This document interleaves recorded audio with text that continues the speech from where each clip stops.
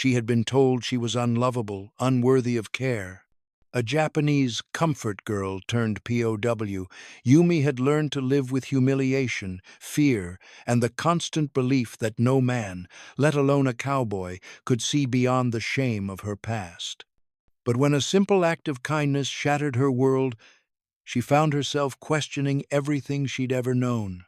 The sun beat down on the weathered wooden barracks, and the familiar scent of livestock mingled with the sharp tang of sweat.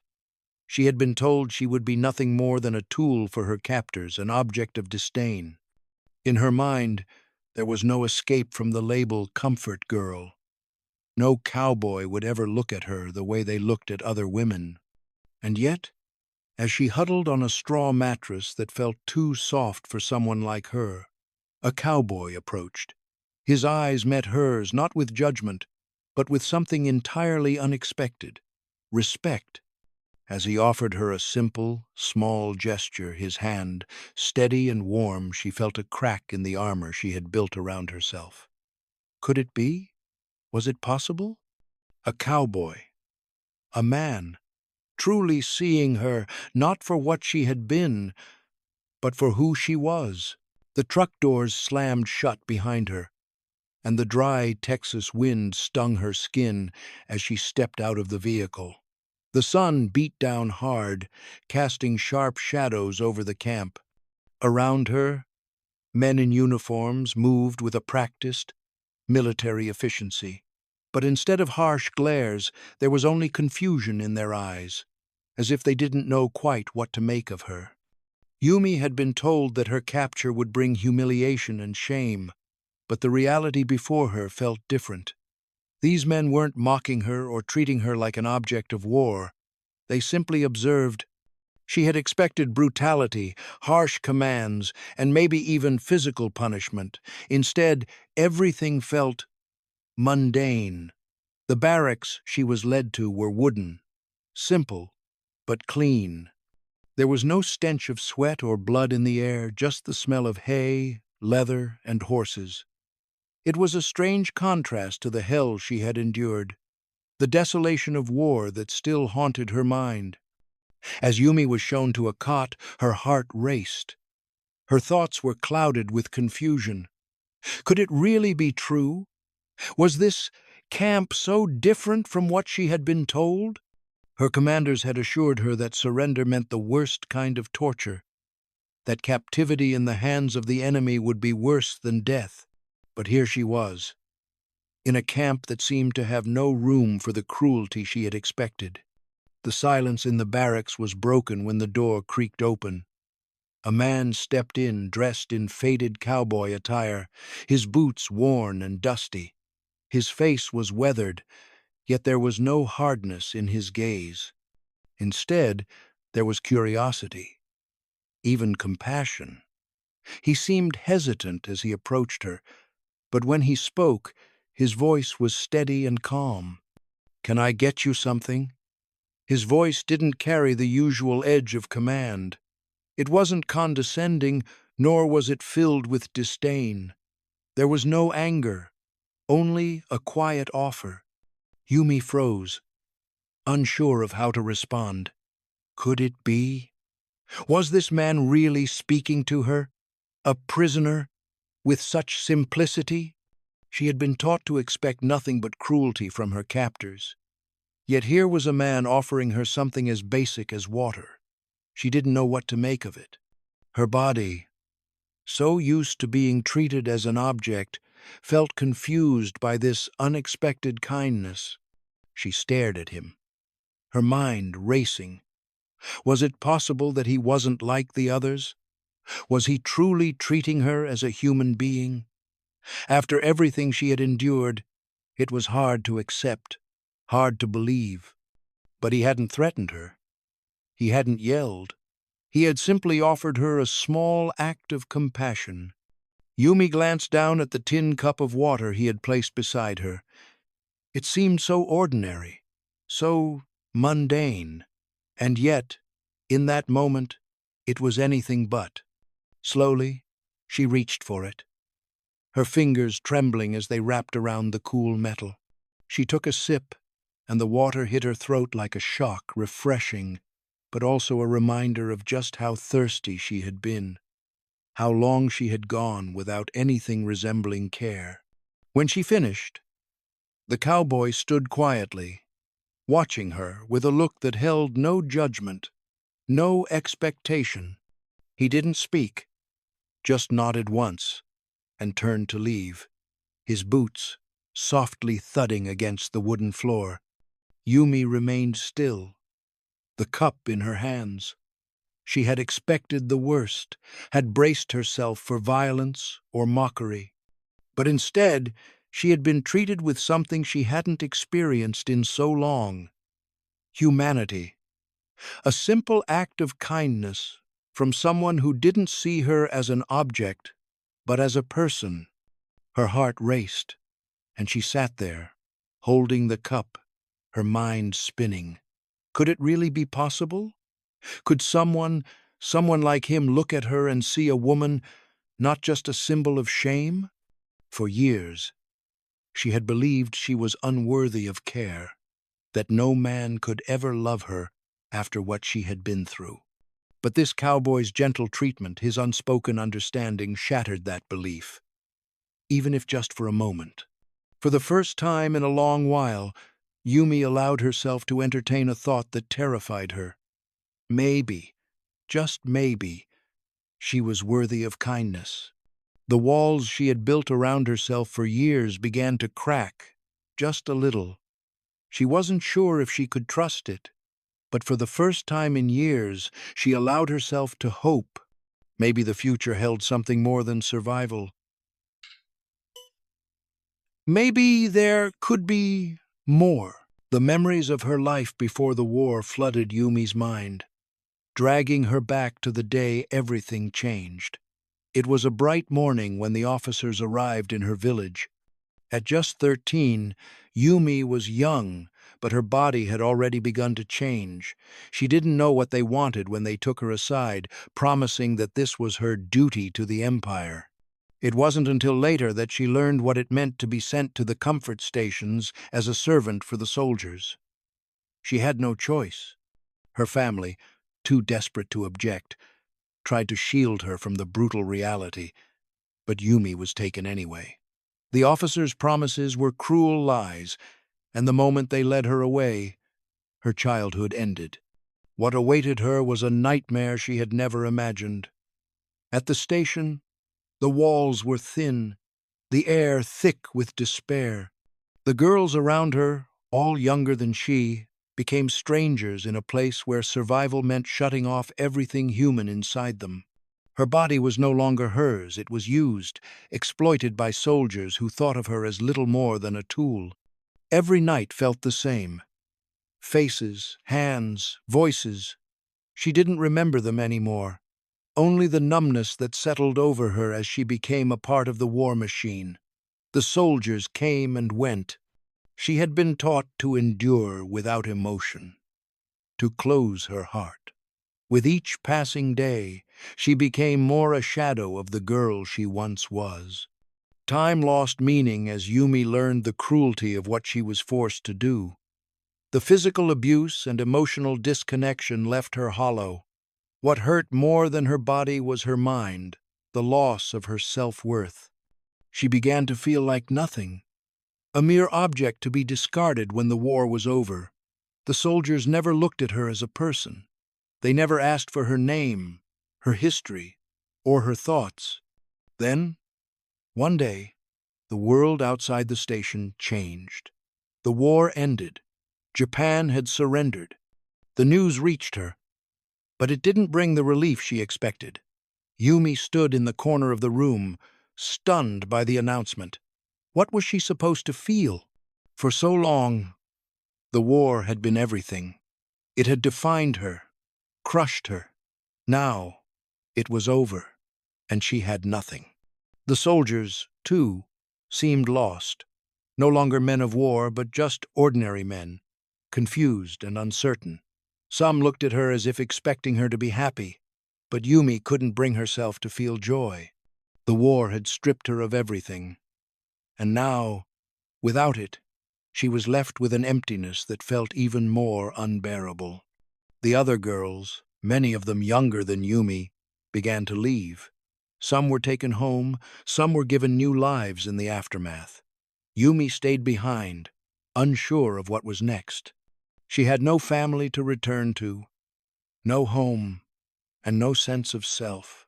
She was adrift, lost in a world that had moved on without her.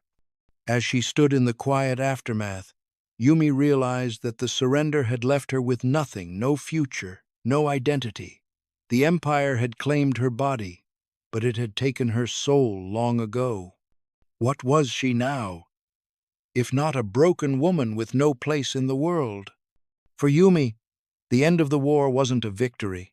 It was a painful beginning, a beginning of uncertainty, of loss, and of a future she was too afraid to face. And as she stood there, the weight of the world pressing on her chest, she wondered if she would ever find a way to heal from the scars of her past, or if they would always define her. Yumi was transported to the American POW camp in Texas with a mind filled with dread. She had been told that her life as a prisoner would be nothing more than another chapter in her suffering, that she would be punished, humiliated, and discarded like so many others. The memories of her past, the years spent in captivity, were fresh in her mind. She had been treated like a tool, a thing to be used and discarded by the Empire. But now, surrounded by strange faces and voices, she felt more alone than ever. The air was dry, and the barracks were simple, but there was no sign of the cruelty she expected. Instead, the camp felt empty, distant, like a place that had no use for her. As the guards moved her and the other women into a small section of the camp, Yumi felt the weight of her history pressing down on her. She kept her head low, her body stiff, ready for whatever was coming next.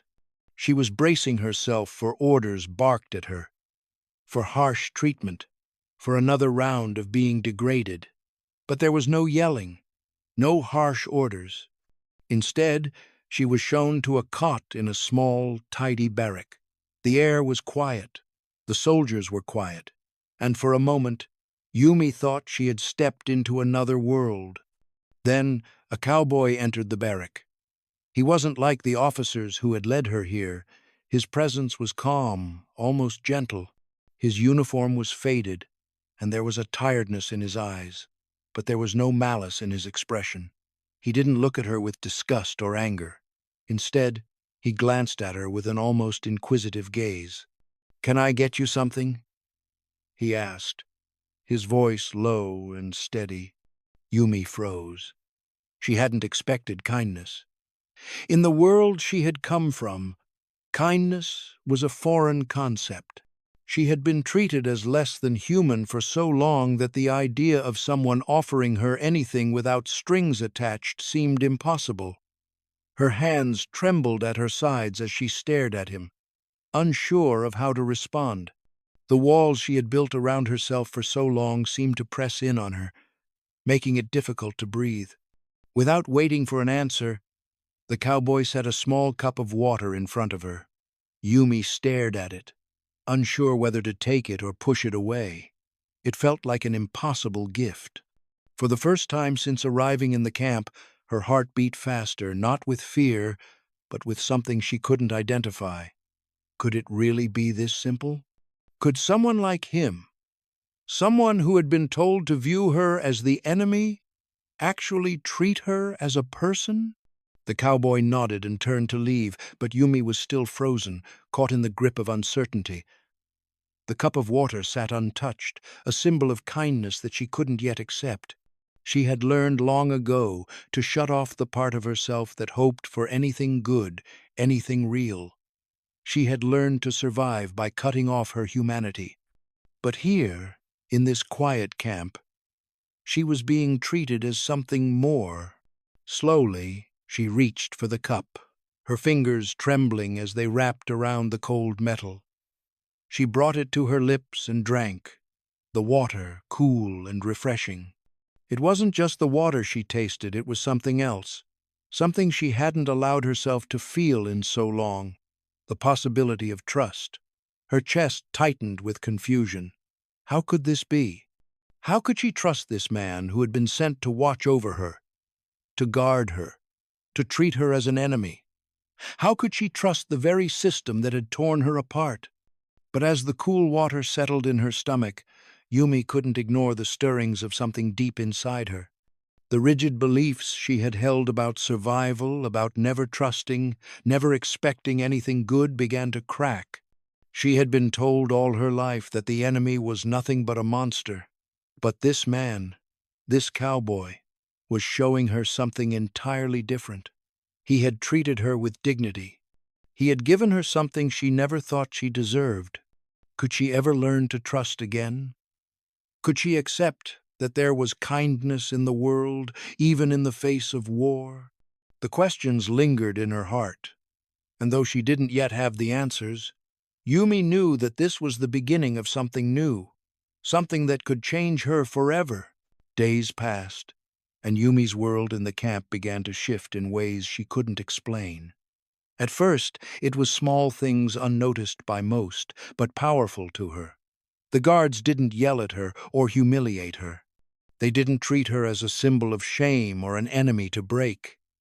Instead, they treated her with something she had long forgotten: dignity. There were moments when one of the cowboys would pause and offer her a simple gesture, a kind word, a drink of water, a glance of understanding. The acts weren't grand or heroic, but they were enough to make Yumi's heart ache with confusion.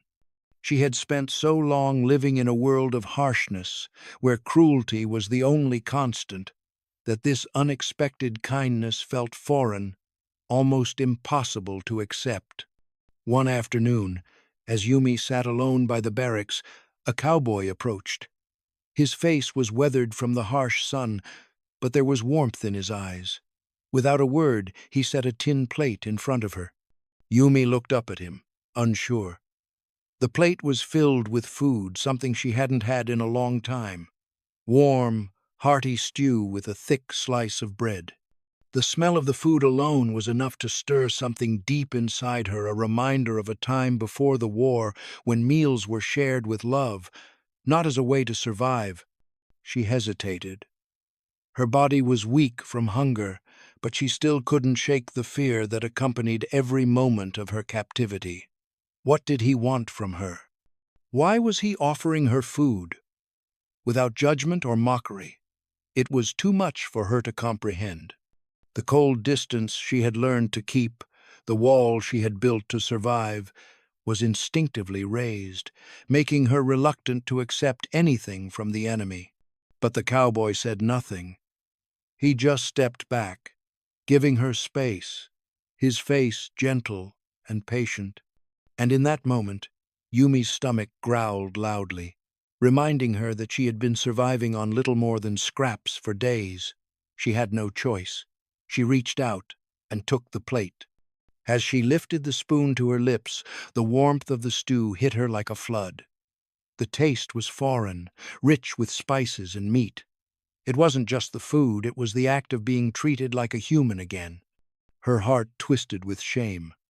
Why was she allowing herself to be softened by their kindness? She had been trained to endure, to never accept mercy from the enemy. But now, as she finished the meal, the weight of her inner struggle pressed down on her. She didn't know how to reconcile the woman she had been with, the woman she was becoming. The more she experienced kindness from the cowboys, the more she wondered if everything she had been taught about them, about survival, was wrong. The realization left her both shaken and relieved. Slowly, she began to see that survival didn't have to mean shutting off her humanity. The cowboys had shown her that, and in doing so, they had cracked open the hardened shell she had built around herself. It wasn't easy, and it wouldn't happen overnight. But Yumi was starting to allow herself to trust again, to trust not just the men in the camp, but the possibility of a future where she could be more than a prisoner. She could be a person. And then there was Daniel. Of all the cowboys in the camp, he was the one who seemed to take the most interest in Yumi. but in a way that was different from the others. He didn't look at her with pity, nor did he treat her as a symbol of suffering or as an object of war. There was no condescension in his gaze, no kindness laced with hidden judgment. Daniel simply saw her. It started with small gestures. He would smile when he saw her, not a smile full of pity, but one that acknowledged her as a person, a woman. And sometimes, when they passed each other, he would give her a quick, silent nod, not as a commander, not as an enemy, but as someone recognizing another human being. Yumi didn't know what to make of it. Her world had been filled with people who saw her as little more than a shadow, something to be used and discarded. But Daniel? He saw her for who she was. One afternoon, as Yumi worked near the camp's perimeter, Daniel walked by and stopped. He didn't speak immediately, just watched her with quiet eyes. "You're doing a good job," he said softly. Yumi's hands froze mid-motion, the shovel heavy in her grip. She hadn't expected praise, especially not from him. Her heart raced. What was he doing? Why was he treating her this way? She had spent her entire life convincing herself that no one could care for someone like her. But here was Daniel, a man who had no reason to be kind, offering her not just respect but acknowledgement. She couldn't help it. A small part of her, a part that she thought she'd buried forever, wanted to smile back, to thank him. But she couldn't. She didn't know how to respond to kindness anymore. She was too used to rejection, to fear. The walls she had built to survive were still so thick, and yet Daniel's quiet gestures were chipping away at them. The next day, as Yumi worked in the camp's mess hall, Daniel appeared again. This time, he didn't speak, but he slid a small, wrapped bundle onto the counter in front of her. It was food, a small piece of fruit, a slice of bread, and a small piece of chocolate. She stared at it, her throat tightening. Why was he doing this? What did he want? Was it simply pity, disguised as kindness? Or was there something else? She hesitated, but then slowly, cautiously, she took the bundle. She had learned to never question kindness, but she had also learned to never accept anything for free. But Daniel didn't seem to want anything in return. He didn't watch her as she opened the package. He didn't linger for her to thank him. He simply walked away, leaving her alone with the food. Yumi stood there for a long time, the small package in her hands. She didn't eat immediately. The taste of it seemed too much kindness, too much emotion for her to handle. For the first time in years, she wondered if it was possible for someone to truly care about her. Could Daniel love her, even after everything she had been through? Could anyone? The thought seemed ridiculous, impossible. But the seed had been planted, and it grew, just a little bit, every time Daniel spoke to her, every time his kindness reached her without expectation. Over the next few weeks, their interactions grew. They spoke in passing, in small exchanges that made Yumi's chest tighten with something she couldn't name. Daniel would ask how she was feeling, if she needed anything, and always, his words were full of respect. Not the empty kind of respect she had learned to expect from men in positions of power, but the kind that acknowledged her as a person, a woman. They would sit together during their breaks, and for the first time in years, Yumi found herself speaking to someone without the fear of judgment. She told him, in fragmented sentences, about her life in Japan, about her family, about the war. She didn't know why she trusted him. Maybe it was the gentleness in his voice, or the quiet way he listened, never interrupting, never pushing. He didn't offer advice or make promises. He just listened. Daniel's kindness had begun to crack the walls around her heart. And with every small gesture, every conversation, Yumi found herself questioning everything she had been taught about her worth, about love, and about survival. But as the days passed, Yumi found herself torn between the hope that Daniel's kindness sparked and the deep-rooted fear that had been with her for so long. Every small gesture of his, every kind word, chipped away at the wall she had built around her heart. But that wall was sturdy. It was all she had known.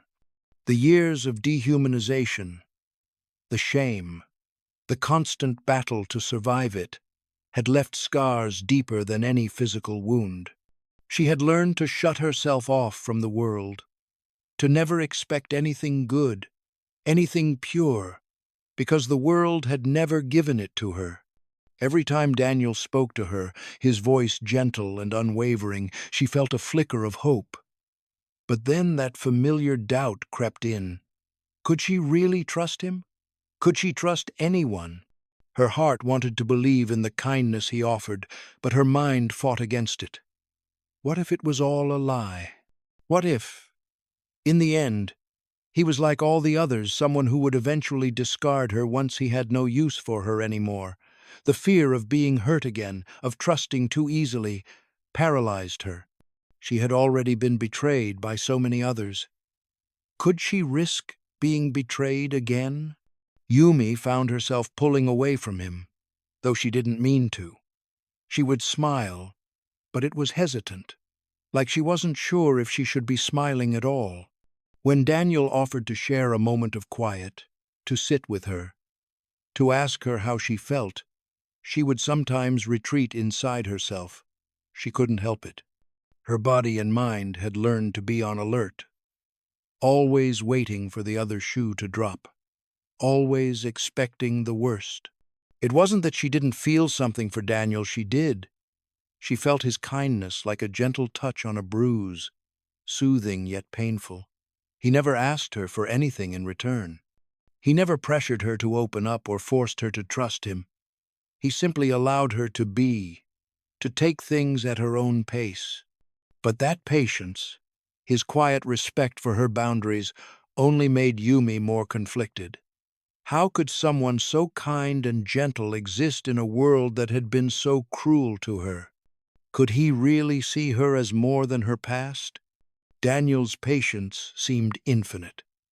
He never pushed her when she pulled away, never made her feel guilty for being guarded. Instead, he would simply step back and give her space, a silent understanding in his gaze. His quiet respect for her was the very thing that made her feel both safe and vulnerable.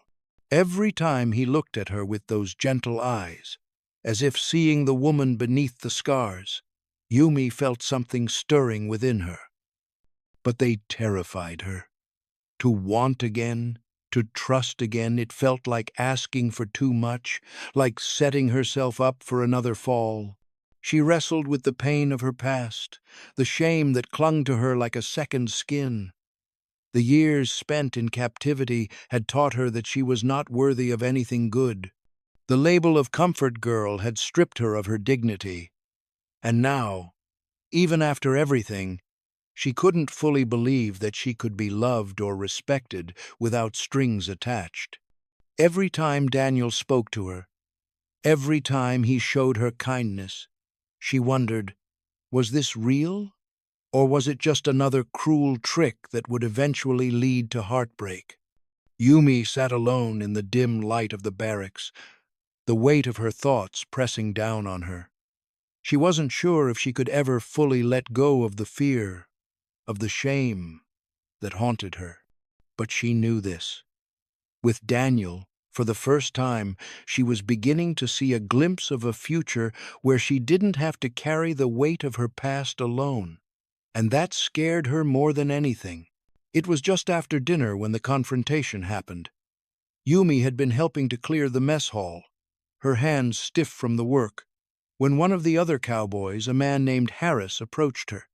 He was tall, his face set in a permanent scowl, and there was something in the way he looked at her that made Yumi's stomach tighten. She had seen that look before: disdain, contempt, like she was nothing more than an object to be used. She had grown used to it, but it still hurt. "You're not like the rest of us," Harris said, his voice low and harsh. "You think just because you're here, just because they feed you, that you're some kind of woman now? You're not. You're nothing." Yumi's breath caught in her throat. His words cut through her like a knife, sharp and cold.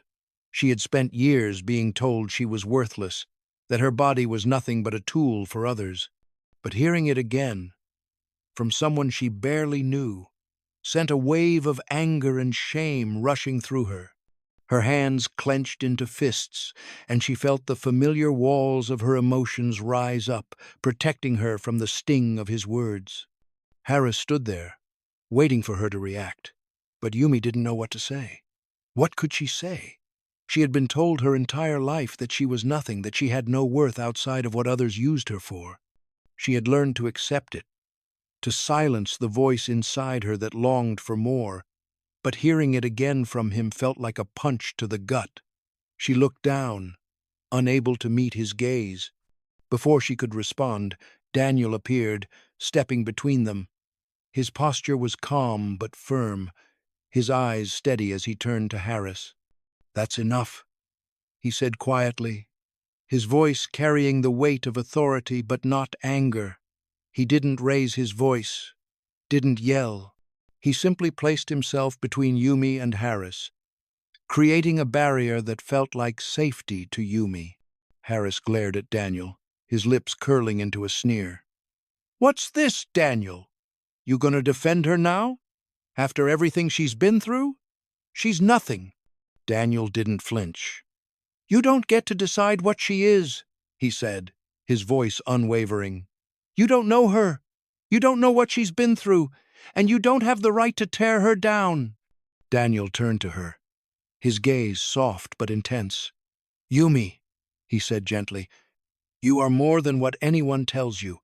You're more than your past. You're a person. You have worth." Tears welled in her eyes, unbidden. She couldn't stop them. She had spent so long hiding behind walls of anger, shame, and fear that she had forgotten what it felt like to be seen as something more than broken. But Daniel saw her, truly saw her. He didn't see her as the woman she had been, the comfort girl, the prisoner. He saw her as a woman with a future, a woman who deserved more than survival. The realization hit her like a wave. All these years, she had believed that love and respect had to be earned, that she wasn't worthy of it unless she proved herself through suffering. But Daniel had shown her something different. Love didn't come with conditions. It wasn't about what she had done or what she had survived. It was about who she was becoming. For the first time in years, Yumi allowed herself to feel something real. She wasn't worthless. She wasn't broken. She was worthy of love, not because of what she had done, but because of who she was. The walls inside her heart, once so solid and unyielding, crumbled. She didn't need to be perfect. She didn't need to be anything other than herself. And in that moment, for the first time in years, Yumi allowed herself to believe that maybe, just maybe, she could be loved. Days turned into weeks, and with each passing day, Yumi felt the weight of her past lifting ever so slightly. She had spent so many years believing she was defined by what had happened to her, by the suffering she had endured and the humiliation she had been forced to bear. But now, with Daniel's presence, something inside her began to shift. She no longer saw herself as the broken, discarded woman she had once been. She saw herself as someone more, someone worthy of kindness, respect, and, maybe for the first time in her life, love. Daniel's belief in her was unwavering. He never pushed her, never expected anything from her. He simply continued to be there, offering her patience, quiet encouragement, and, most importantly, respect. His presence had become a steady anchor in a world that had once felt like it was constantly shifting beneath her feet.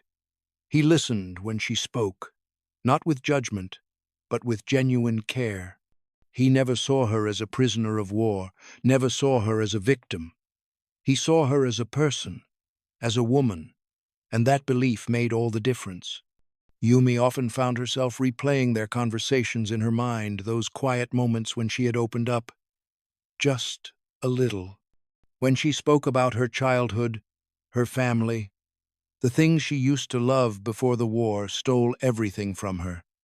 And each time she spoke, she saw his eyes, no pity, no judgment, just understanding. The small moments of shared laughter, the simple exchanges, they weren't just distractions, they were steps forward, steps toward healing.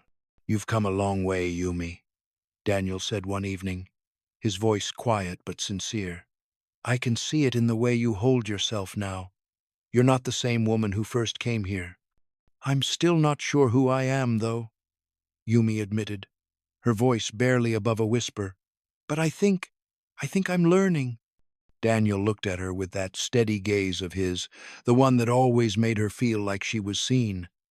"That's all anyone can do," he said. "We're all learning, all the time." For the first time, Yumi didn't feel the need to hide behind walls or masks. She didn't feel like she had to pretend to be someone she wasn't. With Daniel, she could simply be, and that was enough. She began to imagine a future that had once seemed impossible, one where she could be free from the shame of her past, free from the emotional chains that had held her captive for so long. She could see herself in a place where love and respect weren't just distant dreams but real possibilities. As the days passed, Yumi's transformation continued. With each passing conversation, each small act of kindness from Daniel, she began to imagine a life beyond survival. She could see a future where her past no longer held power over her, where she could be the woman she had always dreamed of being. And for the first time in years, Yumi allowed herself to hope. Are you enjoying this story? If so, please like the video and leave a comment below telling us where you're watching from. We'd love to hear your thoughts. As the days passed, Yumi's transformation continued. With each passing conversation, each small act of kindness from Daniel, she began to imagine a life beyond survival. She could see a future where her past no longer held power over her, where she could be the woman she had always dreamed of being. One evening, as Yumi sat by the campfire, her thoughts turned to the family she had left behind in Japan. It had been so long since she had heard from them, so long since she had seen their faces or felt the warmth of her home. The war had taken everything from her, and though she had begun to heal, there was a part of her that still longed to reach out, to bridge the gap between the past and the present. For the first time in years, she felt a need to communicate, to share what she had been through, not just the pain, but the surprising kindness she had found in captivity. She had been so afraid of what her family might think, of what they might say if they knew what had happened to her. But now, with the transformation she was undergoing, she realized that she no longer needed to hide the truth. She was no longer the girl they had sent to war, a daughter they had believed to be lost forever. She was someone different now, someone stronger, someone who had found a new sense of herself. Yumi sat down at a small wooden table in the corner of the barracks. She found a scrap of paper and a pencil, and with trembling hands she began to write. The words came slowly at first, each one carefully chosen, as if she were afraid of revealing too much. But as she continued, something shifted within her. She wasn't just writing a letter. She was reclaiming a part of herself she had thought lost forever. Her words flowed, describing her life in the camp, the kindness she had found among the Cowboys, and the surprising humanity she had discovered in a place that was meant to break her. She wrote about the moments of compassion, the quiet gestures of care that had slowly, steadily rebuilt her sense of worth. And as she wrote, she realized that her story was not just one of survival, it was one of resilience, of hope, and of transformation. When she finished the letter, Yumi folded it carefully, as if it were a fragile treasure. She knew it would be read by others, by her family, and perhaps even by those in positions of power in Japan. She had no idea how they would respond, but for the first time, in a long time, she didn't feel the need to hide or apologize for what she had experienced. She was no longer ashamed of who she had become. The letter was sent.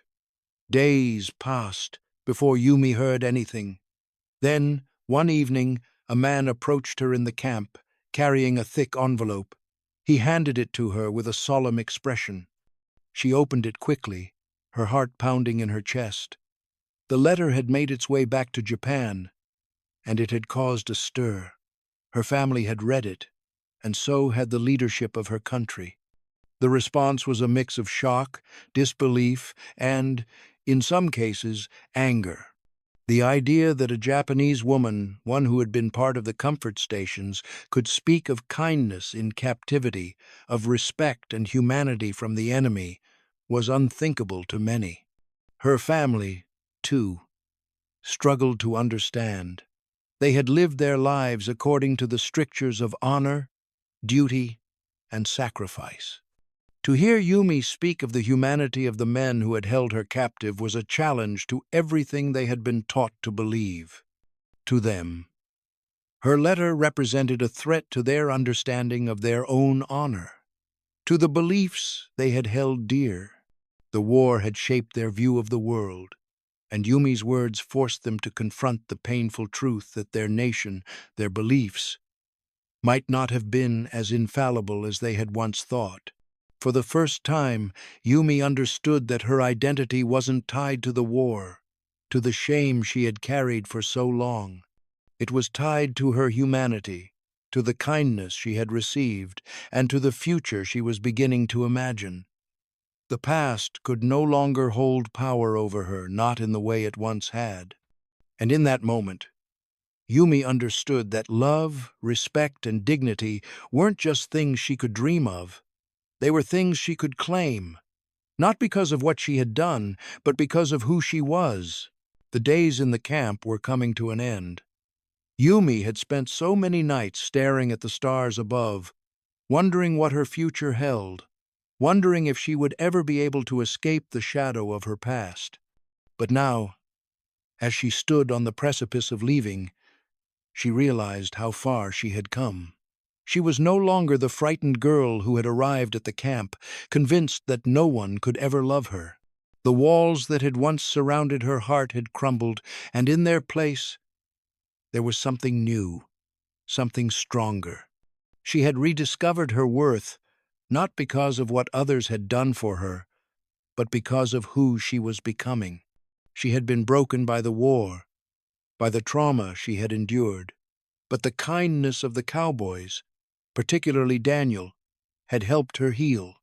Daniel had shown her that love and respect weren't conditional, they didn't have to be earned through suffering.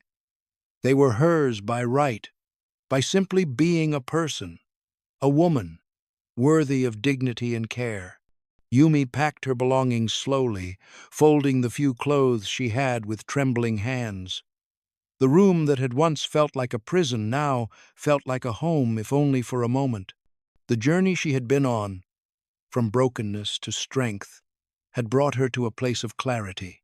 The woman she had been, the girl she had once believed was lost forever, had been given a second chance. But leaving the camp meant leaving behind everything that had helped her become who she was now. Her heart ached as she thought about Daniel. Over the past few months, he had become something more than a friend. He had been her guide, her protector, her reminder that there was kindness in the world. They had shared moments of laughter, of quiet understanding, of real connection. And yet, their parting was inevitable.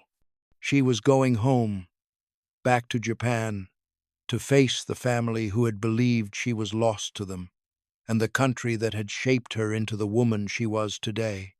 She walked to the edge of the camp, where Daniel was waiting for her, his figure outlined against the setting sun. The sky was painted in hues of pink and orange, a beautiful farewell to the place that had changed her.